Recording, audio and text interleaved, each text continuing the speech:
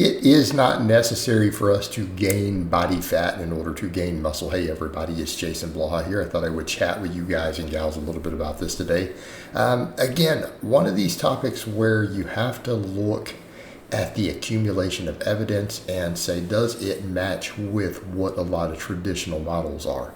And I think some things that people need to keep in mind when we come to that is multifold in nature. That way back in the day, a lot of the earlier lifters, they had only whole foods for the most part. Okay, they didn't have as much refined stuff as we do. I mean, they had table sugar and other junk like that.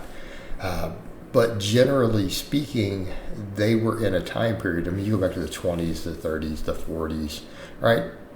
This is where the whole idea of bulking came from. All right. They generally lived in an era where people were underweight oftentimes. They lived in an era where malnutrition could become a problem.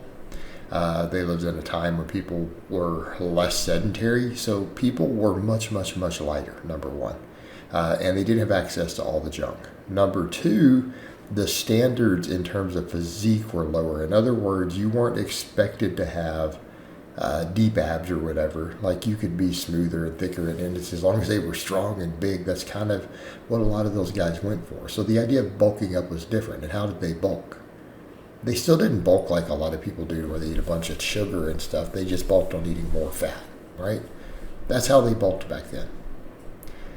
They needed to get bigger. They drank heavy cream, whole milk, added bacon, all that stuff. Like, you go back and look at how a lot of those guys ate. Why? Because those were the fattiest foods they could find. Okay? And yeah, they gained weight, but they also gained body fat. But keeping in mind, standards are different. Today, to be considered to look fit or to look jacked, you're going to be lean enough to see abs. Okay?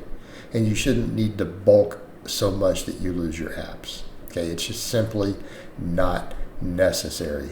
And I'm saying this as someone who's been cutting down. Like, notice, guys, I've gotten leaner and leaner, obviously, at this point.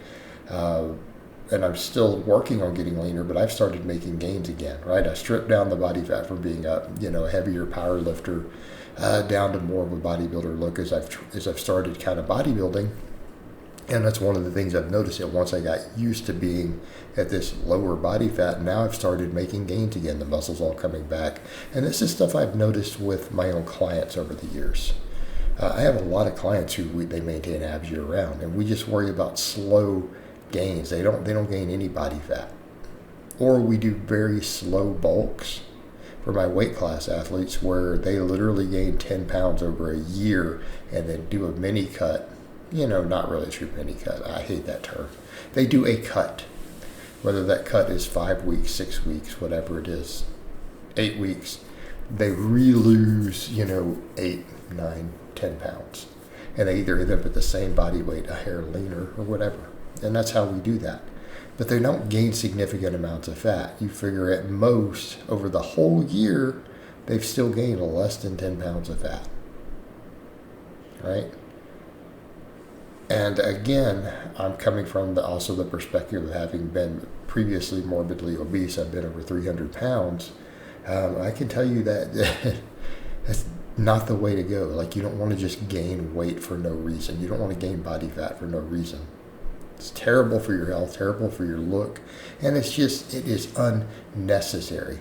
And particularly when we've had studies come out now that finding that really serious overbulking doesn't cause more muscle growth.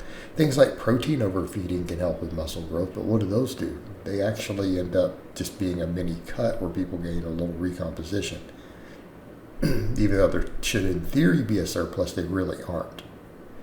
Because, when you start looking at thermic effect and satiety, everything else, they end up sometimes being a small deficit in spite of an effort to add 250 grams of extra protein to your current existing maintenance.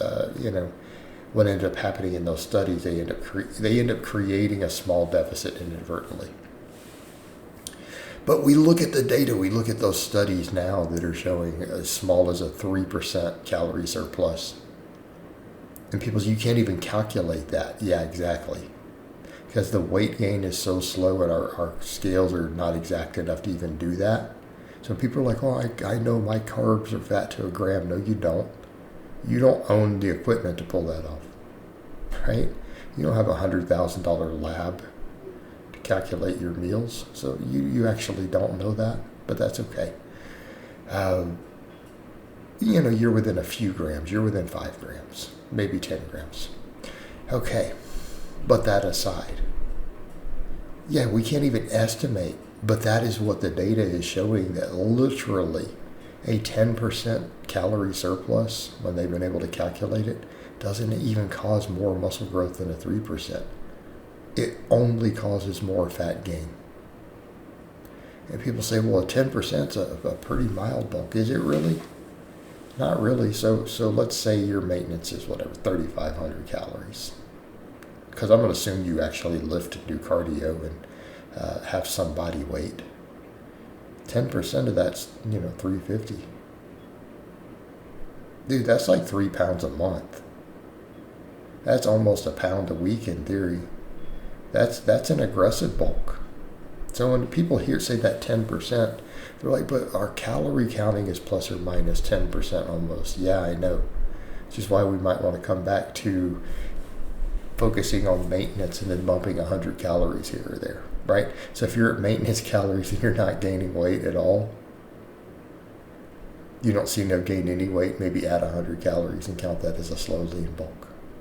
And I do mean that. But you get people like, but I won't make any gains. Well, what makes you think you won't make any gains? Research says you will. My experience as a coach says you will. Is your training dialed in? Is your nutrition good? You eating enough protein? Yes, you literally, if you're sitting at what it seems to be maintenance and the scale's not budging, you had 100 calories, yes, you will be in a lean bulk. Okay? Now, what if you undershoot a month or two? So what? You'll still gain muscle, and if you'll lose a small amount of fat too if you do that. This is not a problem, guys. This is actually literally not a problem. Oh no, you'll recomposition a little bit. Well, are you 6% body fat? Are you scared of a tiny amount of recomp? I mean, you get guys who are scared of that. Oh, I might spin my wheels and recomp a little for a month or two with who are at 18% body fat. It's like, trust me, dude, you have fat to lose. You'll be fine. Right?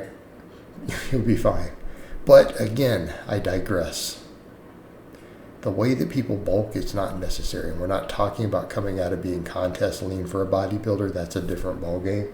I'm talking about people who are 10% or higher body fat. Okay? I'm over 10% right now. So, if you're in that situation, no, you don't need to be bulking and to gain any body fat to gain muscle. And that's my point. All right, guys, but that's really all I have to say on that today. I hope it's been informative, and I'll talk to you guys and gals next time.